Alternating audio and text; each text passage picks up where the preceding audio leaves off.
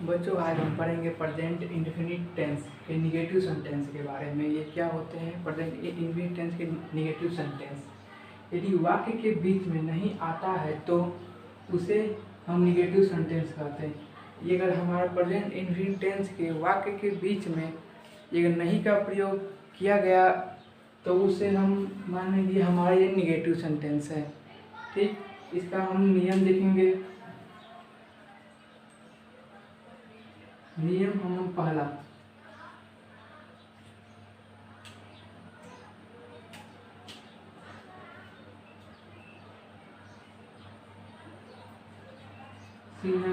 Singular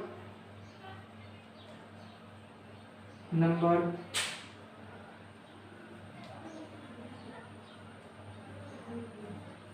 के साथ हम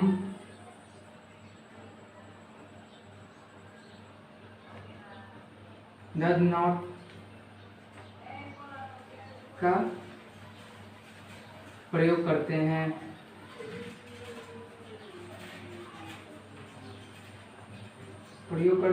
इसमें तथा इस वाक्य में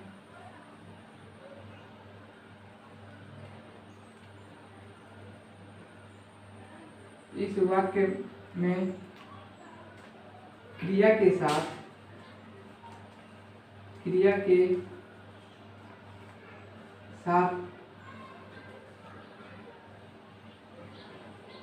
यस या यस का प्रयोग नहीं करते हैं।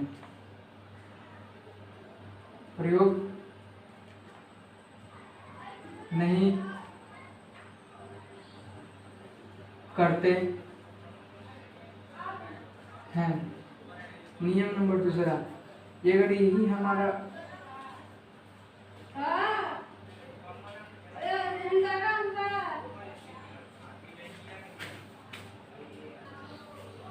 यही दूसरा नियम, प्लूरल नंबर के साथ हम डू नॉट का प्रयोग करते हैं। इसमें हमारा ये कहना चाह रहा है कि नियम अगर हमारा सिंगुलर नंबर यानी एक वचन करता हो, जैसे ही सी इट यानी सिंगुलर नाउन हो, बस एक नाम हो हमारे लिए, यहाँ एक नाम का प्रयोग ही हुआ हो, इसके लिए हम डज नॉट का प्रयोग करते हैं। तथा इस क्रिया में जो हमारा जो क्रिया कर रहा होगा इसमें हम यस या यस में यस का प्रयोग नहीं करते हैं। यही दूसरा जो प्लूरल नंबर जैसे डे वी यू आई वैसे सब्जेक्ट हो, उसके लिए हम लोग डज नॉट का प्रयोग करते हैं। ठीक,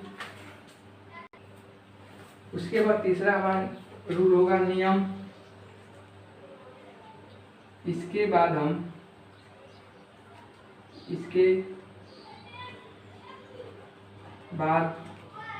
हम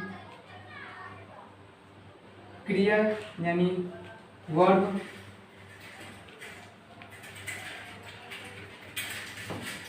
का फर्स्ट फॉर्म ही लगाते हैं।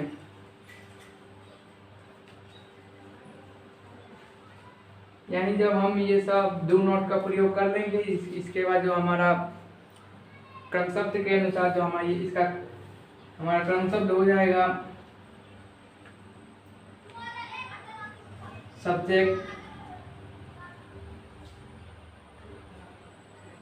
प्लस डू या does plus not plus verb का फर्स्ट फॉर्म।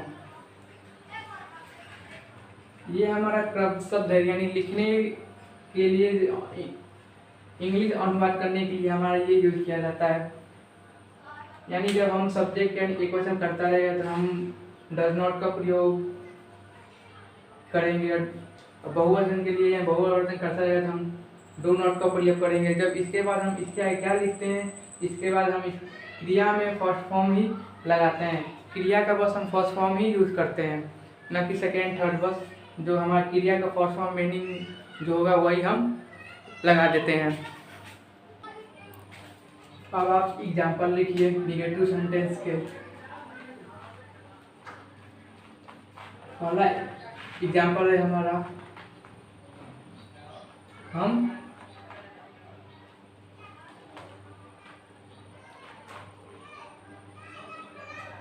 खाना नहीं खाते हैं।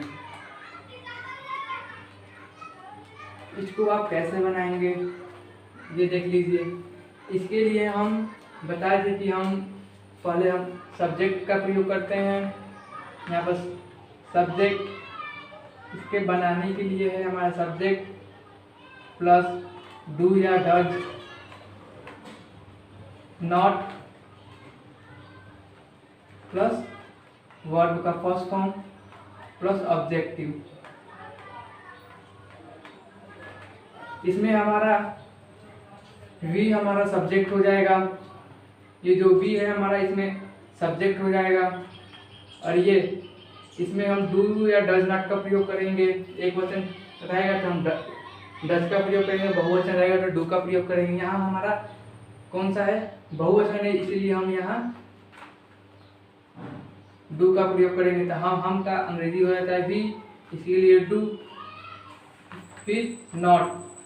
और यहाँ क्रिया क्या हो रही है, खाने का बताया है कि खाने क्रिया हो तो इसमें यस है, यस का प्रयोग नहीं करते हैं, यानी हमारा खाने का हो जाएगा खाते का इट, और खाने का फूड। इसका हो गया हमारा we do not eat food, हम खाना नहीं खाते। दूसरा देख लीजिए,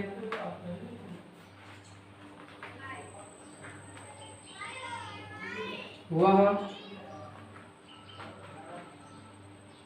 प्रतिदिन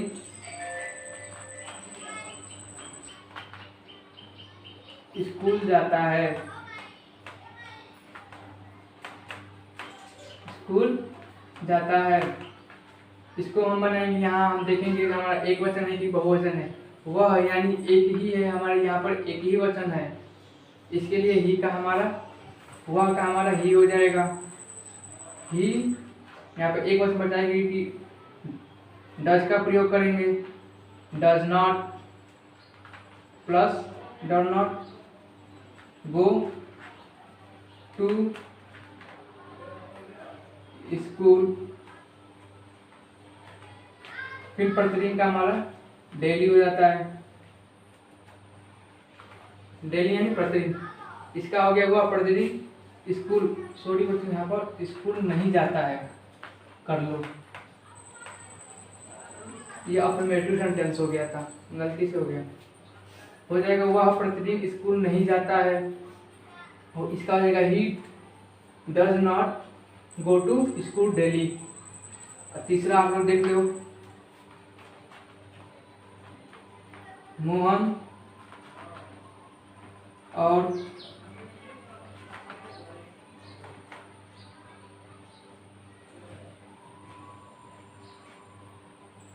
और सोहन नदी में तैरते हैं।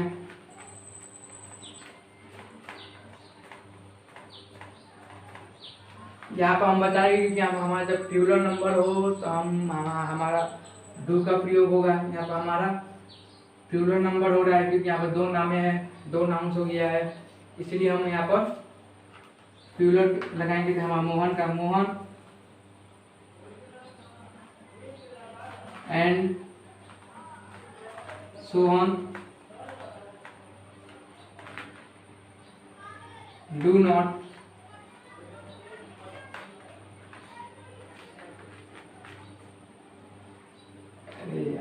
बच्चों ये बार बार गलती में भूल जा रहा हूँ, यहाँ पर नहीं तैरते हैं।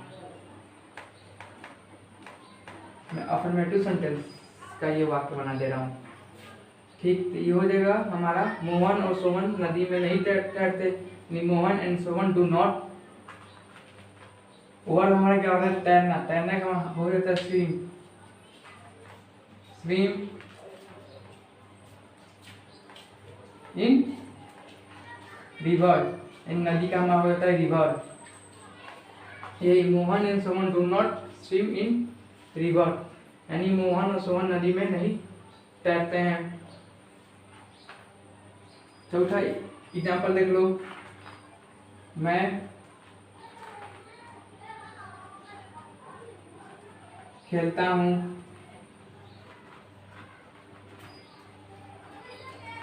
आपका इसका हो जाएगा मैं, यानी हम बताएं कि यहाँ पर एक बहुवचन आता है हमारा ये मैं में, इसके लिए हम आई का प्रयोग करेंगे। मैं, आई मीन्स मैं होता है, मैं यहाँ पर नहीं खेलता यानी डज नॉट, खेलना का हमारा प्ले हो जाता है, खेलना का हमारा प्ले हो गया। अब पांचवा एग्जाम्पल देख लो,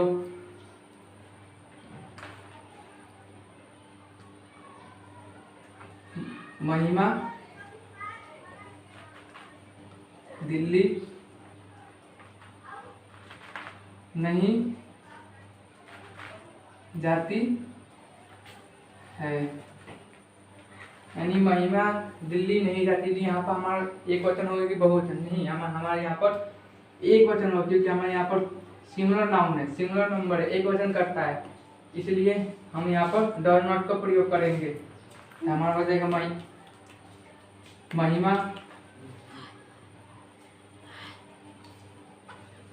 महिमा डज नॉट गो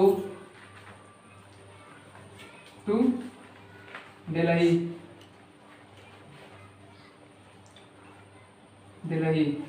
ये हो गया बच्चों हमारा प्रेजेंट इंडेफिनिट टेंस के नेगेटिव सेंटेंस। ठीक है, नहीं समझ में आया तो आप मुझसे पूछ सकते हो बाद में। अब हम बताने जा रहे हैं कि इंटरगेटिव सेंटेंस के बारे में। इंटरगेटिव सेंटेंस देख लो बच्चों, ये क्या होता है। यदि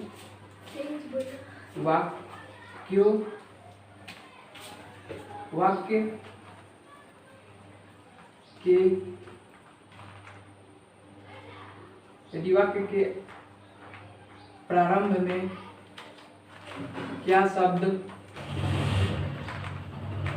आए तो हम उसे इंटरगेटिव सेंटेंस कहते हैं। इंटरगेटिव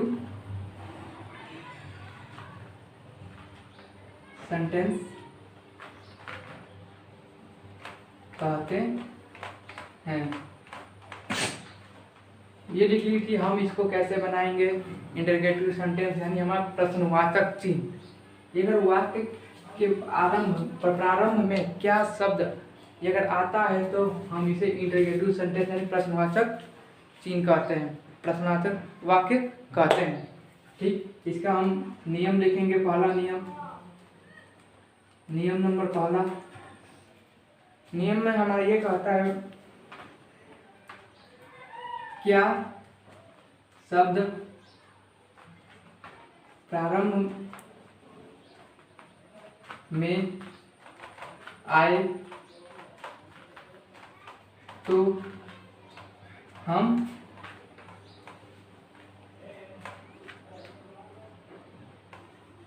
डज या डू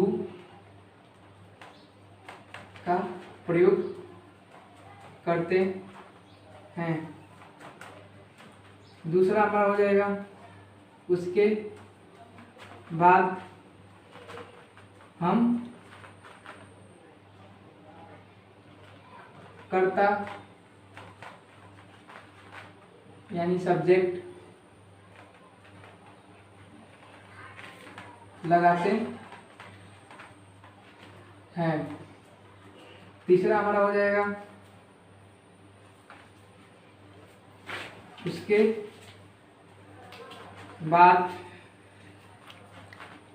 हम क्रिया का फर्स्ट फॉर्म लगाते हैं। यानी हमारा ये नियम कहा जाता है कि यदि क्या शब्द आरंभ में आए तो हम डज या डू का प्रयोग करते हैं। कि अगर एक वचन हो हमारा तो हम इसमें डज का प्रयोग करेंगे, और बहुवचन हो तो हम डू का प्रयोग करेंगे। और दूसरा फिर इसके बाद हम डज डू के बाद हम लोग सब्जेक्ट यानी कर्ता लगाते हैं। फिर इसके बाद हम क्रिया का फर्स्ट फॉर्म यूज करते हैं। फिर इसके बाद हमारा ऑब्जेक्ट ऑब्जेक्ट यानी कोई भी वर्ड हो, इसके बाद हम वर्ड के बाद ही लगा सकते हैं कि वर्ड के पहले हम नहीं लगाएंगे। एग्जाम्पल देख लो। एग्जाम्पल इसका हो जाएगा पहला, क्या हम दौड़ते हैं। क्या हम दौड़ते हैं, इसका हो जाएगा क्या, हम बताएं कि क्या आरंभ है तो हमारा ये इंटरगेटिव सेंटेंस हो जाएगा। इसके लिए हम एक वचन कर्ता के साथ डज का प्रयोग, बहुवचन कर्ता के साथ डू का प्रयोग करेंगे। कि हमारे यहाँ भी हमारा क्या है, बहुवचन है कि एक वचन हमारा भी यहाँ पर बहुवचन है यानी प्लूरल नंबर है। इसके लिए हमारा डज का प्रयोग है। डज वी दौड़ना का हमारा रन हो जाता है। दूसरा देखो एग्जाम्पल,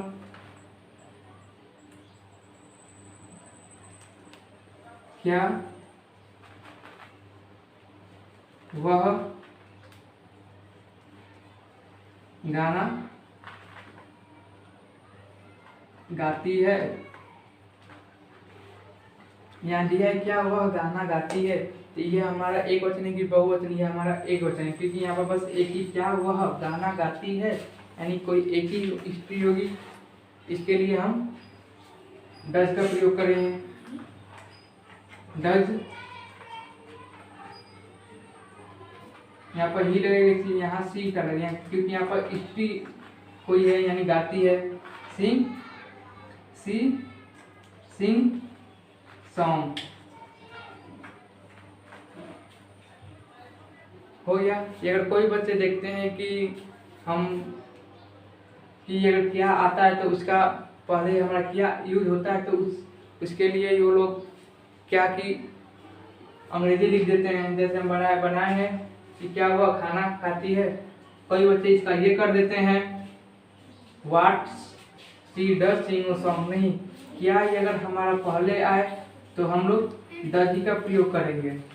पहले हम लोग डज का प्रयोग करते हैं, फिर हमारा ये जो सब्जेक्ट फिर वर्ब हो सब वही लगा सकते हैं। इसके लिए अगर हमारा इसी में हमारा और होता है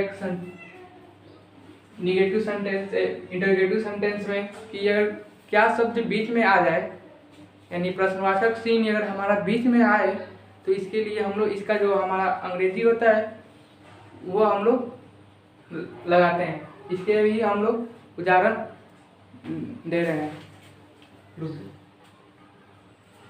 इंटरगेटिव सेंटेंस हम बताएंगे कि अगर कोई प्रश्नवाचक शब्द अगर हमारा बीच में आ जाए तो इसकी अंग्रेजी हम लोग सबसे पहले लिखते हैं। कोई भी प्रश्नवाचक चिन्ह हो, क्या, कैसे, क्यों, ये सब प्रश्नवाचक चिन्ह और भी हैं। अगर ये सब हमारे वाक्य के बीच में आते हैं तो हम लोग उसका अंग्रेजी सबसे पहले ही लिखते हैं। अंग्रेजी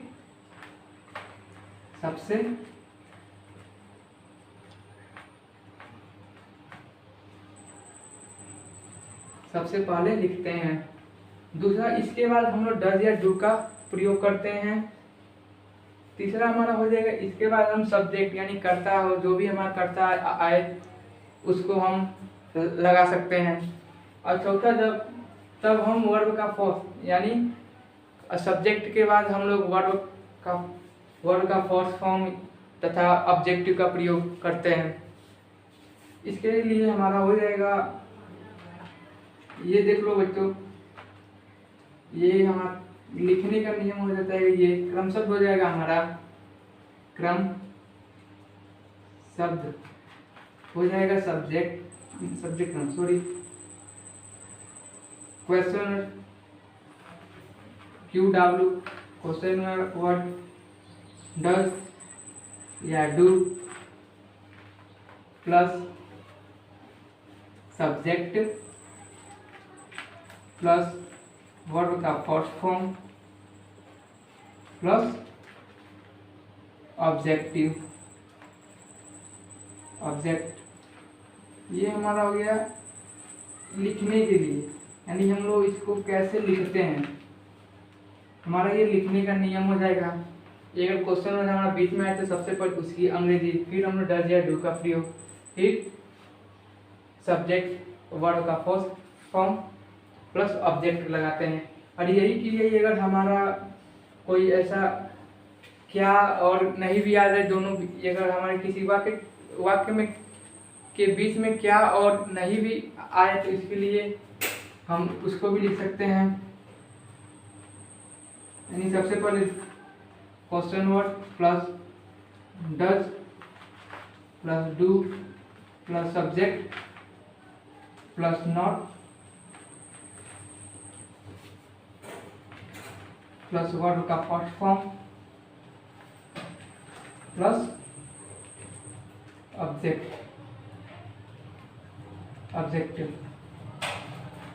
ये हमारा हो गया। ये अगर हमारे वाक्य के बीच में क्या और नहीं दोनों आए, इसके लिए हम लोग यानी क्वेश्चन वर्ड लिखने के पहले फिर ये डज या डू का प्रयोग करेंगे, फिर subject plus not plus verb का फर्स्ट फॉर्म प्लस ऑब्जेक्टिव लगाएंगे। या इसको हम लोग ऐसे भी लिख सकते हैं,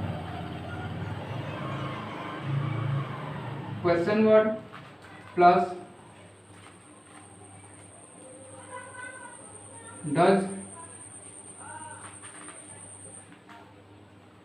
डज नॉट प्लस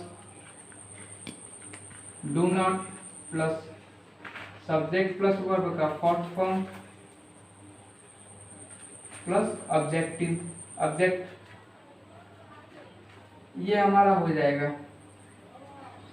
यानी हम इसको भी ऐसे, इस वाले शब्द को हम चाहे ऐसे लिखे या ऐसे लिखे, दोनों ही हम, अगर हमारा क्वेश्चन या हमारे बीच में नहीं और क्वेश्चन वर्ड दोनों आए तो हम लोग इसमें से कोई भी क्रमशः फॉलो कर सकते हैं, यानी इस पर हम लिख सकते हैं। ठीक, इसके ऊपर हम एग्जाम्पल अभी बता रहे हैं। ठीक है बच्चों,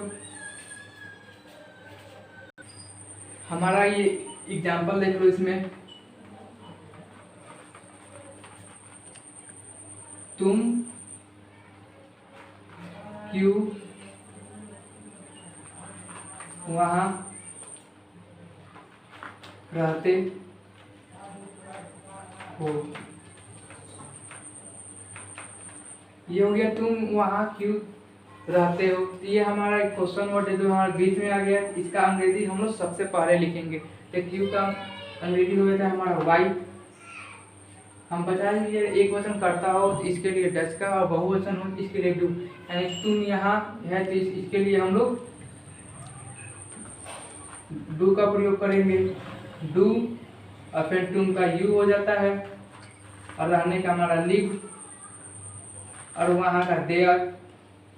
यानी हमारे क्वेश्चन मार्क हम लोग को लगाना एकदम इम्पोर्टेंट है। ये जो लास्ट में ये क्वेश्चन चिन्ह नहीं लगाया तो ये हमारा गलत भी हो सकता है।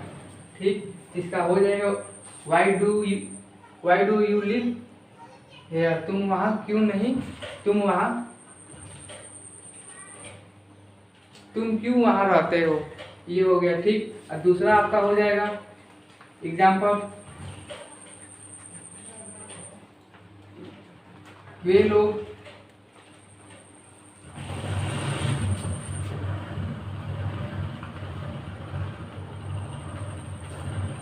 कैसे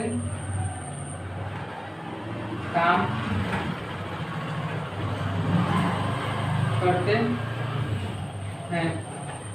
हमारा इसका हो जाएगा वे लोग, यानी हमारा बहुवचन हो गया। यानी ये बताया जाएगा डे आए तो हमारा ये बहुवचन हो जाता है। अब ये बीच में आया है तो इसके लिए हमारा कैसे का क्या होता है अंग्रेजी हाउ मीन्स कैसे हो जाता है।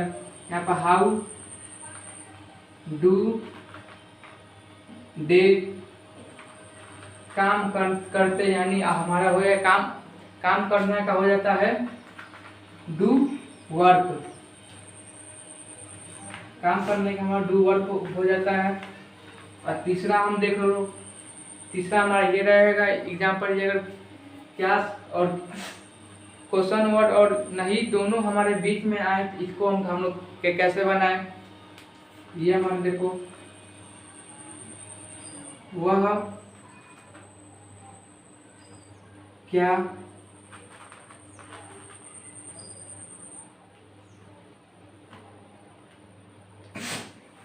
नहीं करते हैं, यानी इसका हो गया वह क्या नहीं करते हैं, यानी हमारा ये क्वेश्चन वर्ड और ये नहीं निगेटिव इंटरगेटिव सेंटेंस यानी नहीं आया है तो इसको इसका हम लोग बना सकते हैं। बताया से कि ये क्या बीच में है, तो इसका सबसे पहले अंग्रेजी लिखेंगे तो क्या का वाट हो जाता है। यहाँ पर एक वचन है तो इसके लिए हम लोग डज का प्रयोग करेंगे।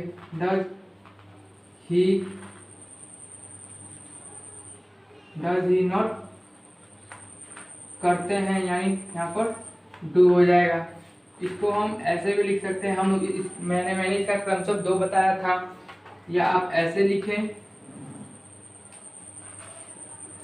या इसको ऐसे लिखें, दोनों आपका सही हो सकता है। ठीक, इन दोनों में आप कोई भी लिख सकते हैं। ठीक है, हमारा चौथा देख लो उदाहरण, आप क्या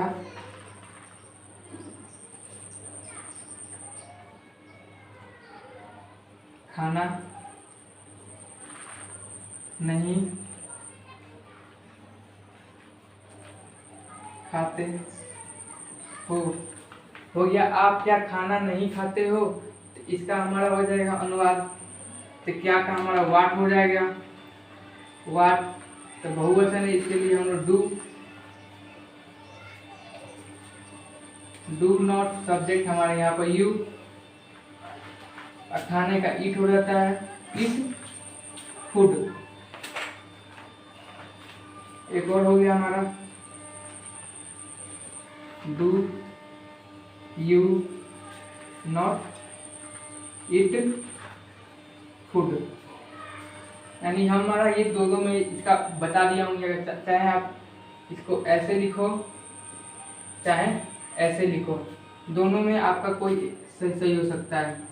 ठीक है, मैंने बताया कि यहाँ पर नहीं आया है तो इसको हम लोग ऐसे भी लिख सकते हैं, या डू लिख के फिर सब्जेक्ट के बाद हम लोग नॉट का प्रयोग कर सकते हैं। दोनों में से कोई एक ही कर सकते हैं। ठीक है बच्चों, ये हमारे यहाँ पर पढ़ रहे इंडिफिनिट टेंस के मैंने तीनों सेंटेंसों के बारे में बता दिया हूँ। ठीक है, जो भी गलतियाँ होगी, मेरा ये तीसरा शायद वीडियो नहीं दूसरा वीडियो है, जो भी गलती हुई है तो माफ़ कीजिएगा, क्योंकि मेरा ये बच्चों को ये लॉकडाउन में था, ये पढ़ाने के लिए सोचा। ठीक है, थैंक्स।